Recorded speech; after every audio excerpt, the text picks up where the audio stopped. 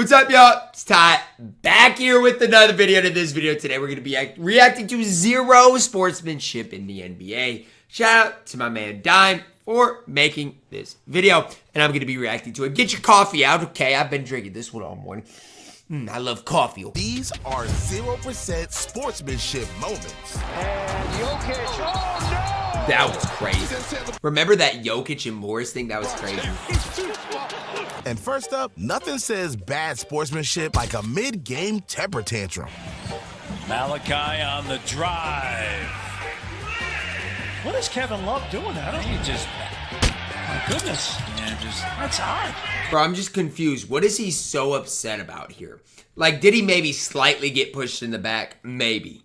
But remember, look at the score. The score is so close. What are you doing?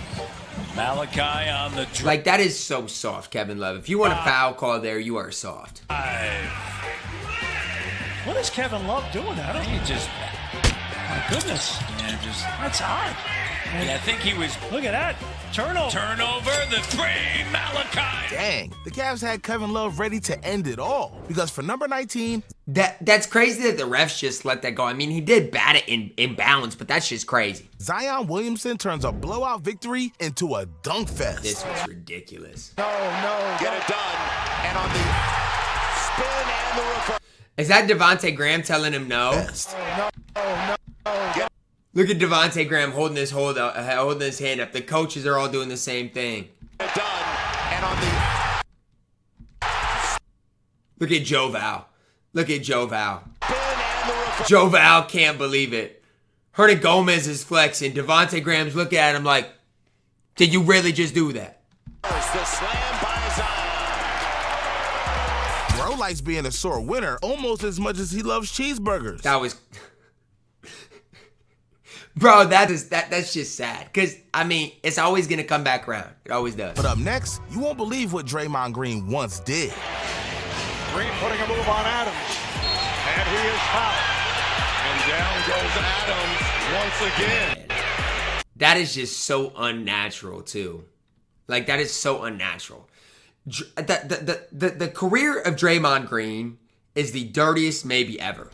Yo, someone call the cops. We got a baby killer on the loose. But for number 7, Literally assault. the New York Knicks were out to get the Miami Heat. But despite their efforts, the Heat's star power proved to be too much to handle. So heading into Game 5, the Knicks found themselves at risk of elimination. Late in the fourth quarter of Game 5, Amari Stoudemire channeled all his frustration and used it to do this. Defense by Chalmers, the retrieve by Stoudemire. He goes inside. Shoves Battier out of the way, dunks over him, puts his hand down like he wants to help him up, and then takes it away.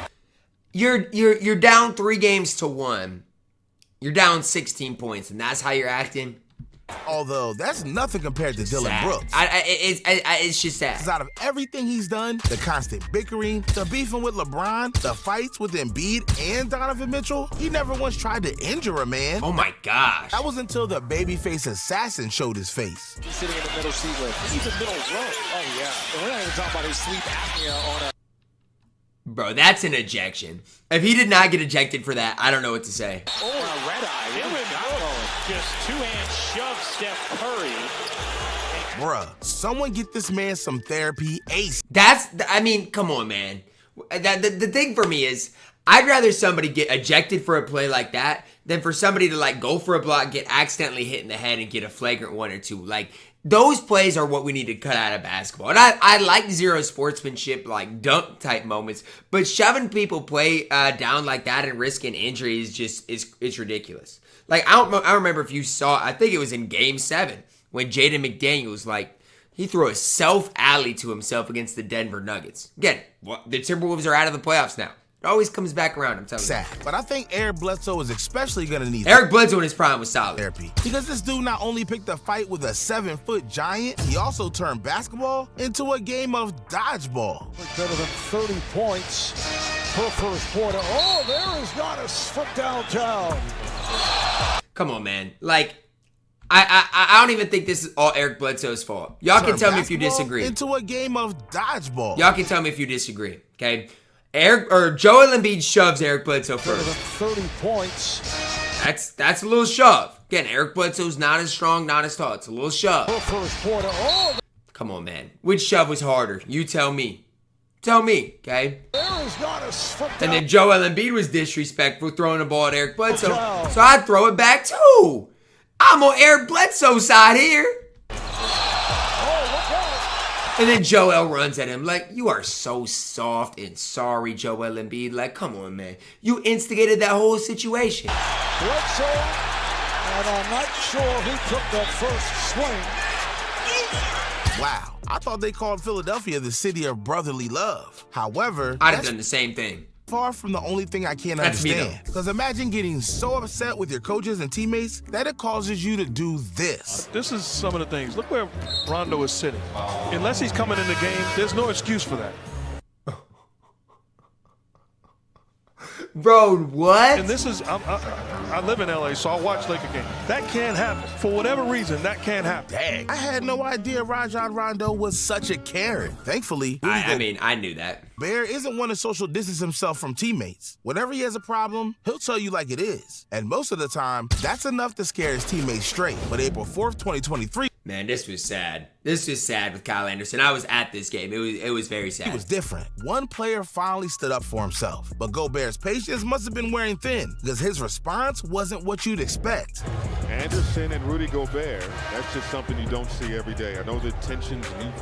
Dang. Tensions do flare, but you do not, number one, call somebody the B word as a teammate, and number two, you don't throw a punch. Like, those, this dude came out swinging punches like Mike Tyson. Now, it's not often players throw jabs at their teammates, unless your name is Draymond Green, in which case, you never know who he's going to attack next. Literally. What are the odds Draymond Green gets suspended next season? I put it on -200. However, we do know this. He hates the Los Angeles Lakers. And Green does. Now LeBron James is furious. Darvin Ham wants a flagrant foul. I didn't think this was that bad either, personally. But Draymond was acting like a clown here, but I don't think this was that bad. Called on that foul. How about G gonna tell another player to shut up? He hasn't stopped talking since he entered the league. But at least he wasn't beefing with LaCrybaby. Because this season, Rockets coach Ime Udoka told LeBron to stop crying, only to get himself ejected. Hey, at least someone has the balls to put LeBron in his place. But now, only the 10. That was crazy. I mean, for Ime to say that after what he's been through, man, he lucky he got a job. Best moments remain. Fans will get arrested, players will get karate kicked, and celebrities will get humbled. Although first, it's our 10th moment. The time one player almost went blind. See, there's two types of fans, those who complain and those who get results. And in 2016, one fan knew his team had a tough challenge ahead of them. The Utah Jazz were going up against a system player, James Harden. Huh? James Harden is a system. Facts. A system. Because in 2016, James Harden was averaging 29 points and an absurd 11 points. He was so good. 2 assists. He was so That's good. when this fan put his thinking cap on and devised the plan. Now, it was time to execute. It's a laser pin. Now, you can't do that at a game, but I almost thought Harden was going to throw this ball. Oh, but you think this is funny? Well, guess again. No way Harden was about to throw the ball at the fan. The fan was probably just trying to have fun. Yes, it's unacceptable, but I'm just saying, come on, man. Bro had no idea who he was messing with. Got it to the basket. Great shot by James Harden. Prime Harden was so good. I'm telling y'all right now, Prime Harden was crazy. Harden hits. He actually dribbled around a double team. Harden. Yeah, that's right. 30 points and 7 assists. The fans' antics just took Harden's game to another level and helped the Rockets secure the W. That said, James Harden isn't the only one you don't want to mess with. Because if you try to disrespect an NBA veteran like Trevor Ariza, you better be ready for the smoke. Not here, up by 16. And a foul coming, and now Ariza. I think it's normally, it's always when teams are losing where they do weird stuff like this. Like, that just is annoying. Like, you're down, so now you gotta, like, be all, like, it's... And Trae Young starting to have words. Like, I don't even care if you bump him, but it's the extension of the arms. Like, what are you doing? Yeah, my man Trae Young was not ready for the smoke. Speaking of which, when a 7'1", 325-pound giant comes running your way, there's not a person on the planet who's ready for that smoke. Against Dudley. Nice. I mean, what are you supposed to do? What are you supposed to do? The fact that he pushed him is crazy. Was so powerful on that move that Dudley could not even foul, and he just got over.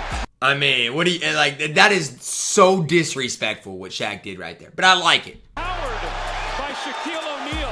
Because it's not like you're going to hurt him. Shaq, this dude has a mom watching. But for number 7, Draymond Green takes the bad sportsmanship to a whole other Why does Draymond level. got 3 out of the top 20 places? It's crazy. When most players win championships, they normally go easy on the team they just beat. But not Draymond Green. He didn't care that the whole city of Cleveland was heartbroken. The Warriors had just beaten the Cavaliers in 6 games. And he was feeling on cloud 9. Klay Thompson, yup.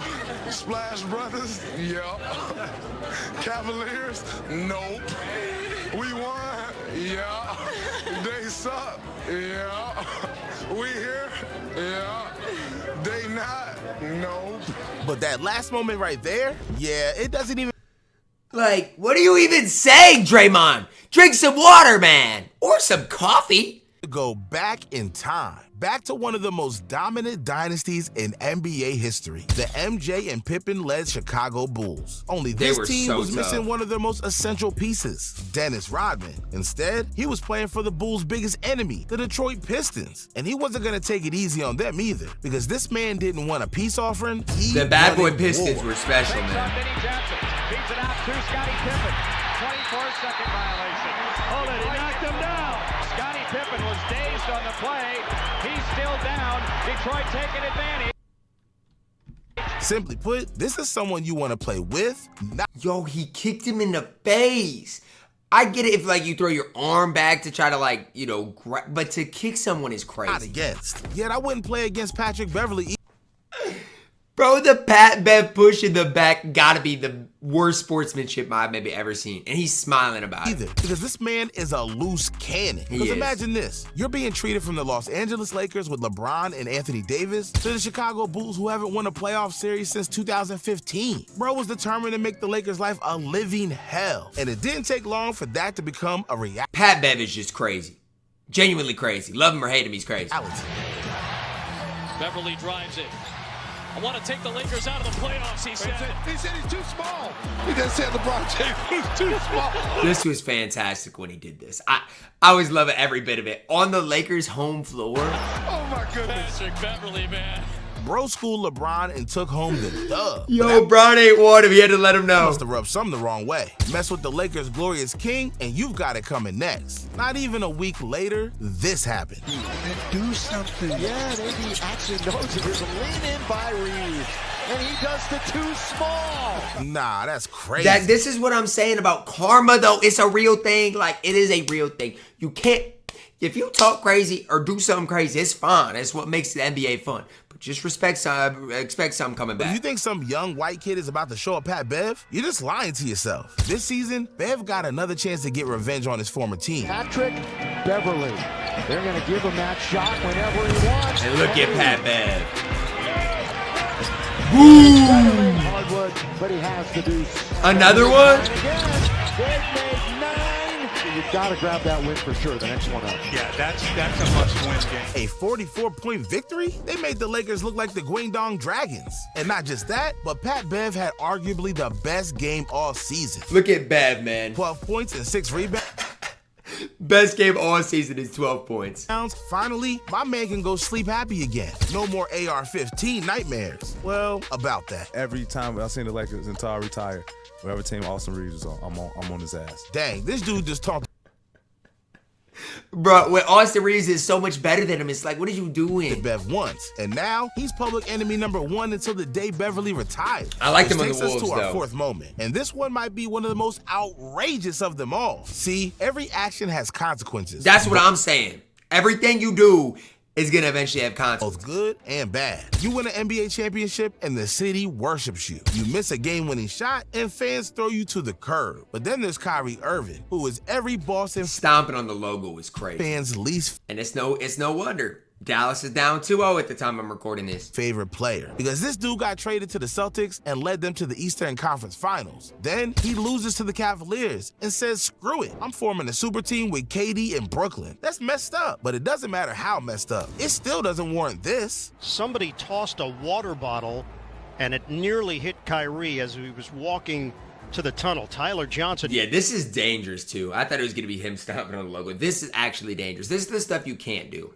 Throwing stuff at players is just not, it's dangerous. Like, you can't be doing this. Noticed it, and the Nets began to point out who it was in that section. There are cameras everywhere, so you're going to see the toss right there. He chucks it hard, too. Just misses Kyrie. One fan threw a water bottle at Kyrie, and it got him arrested. As it should.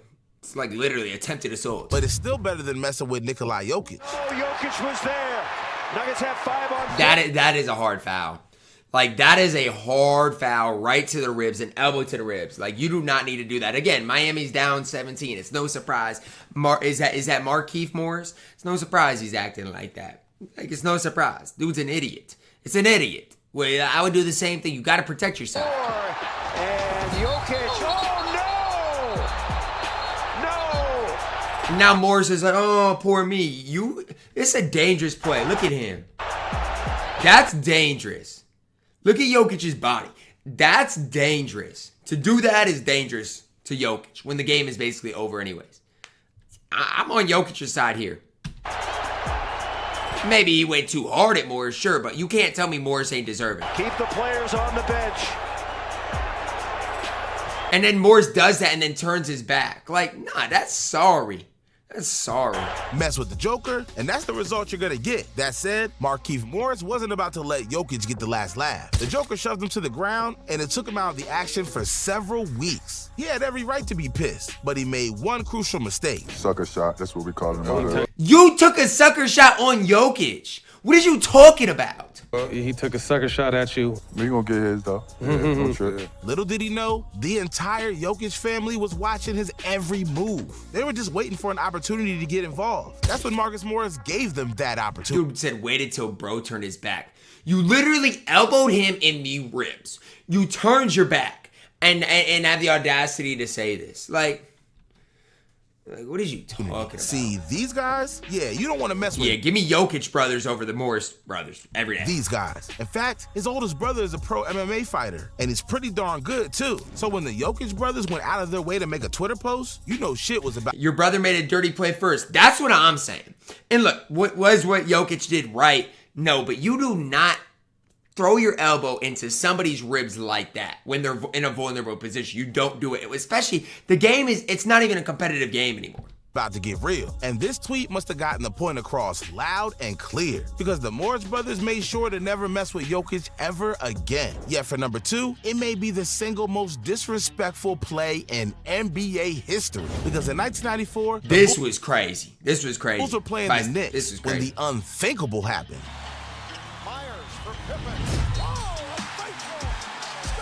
Bro, he blocked all over him. Look, I dunk on Patrick Ewing. I never would, but if I did, I'd have the same reaction, man. Hey!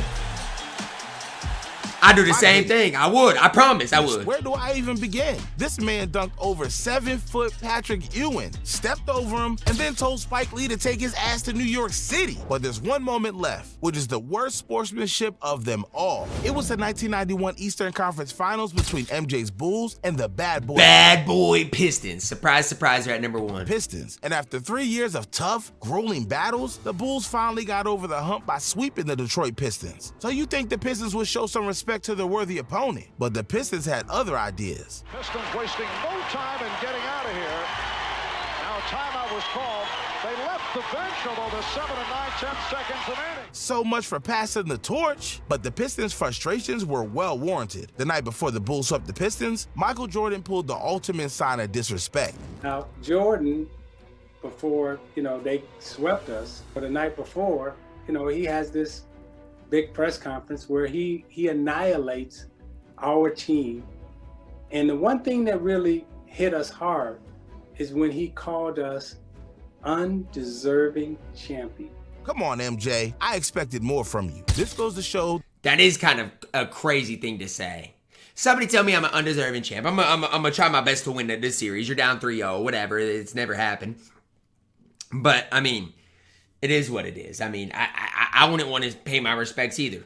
Especially to MJ. Maybe the rest, but not to MJ. The bad sportsmanship started long before the Pistons refused to shake the Bulls' hands. It also shows that there are 3 sides to every story. The Bull side, the Pistons side, and the truth. So you tell me, were both sides in the wrong, or should the blame fall entirely on the Pistons? That's the thing with life, though. There's always 2 sides to every story. What do you think was the worst sportsmanship that you saw there?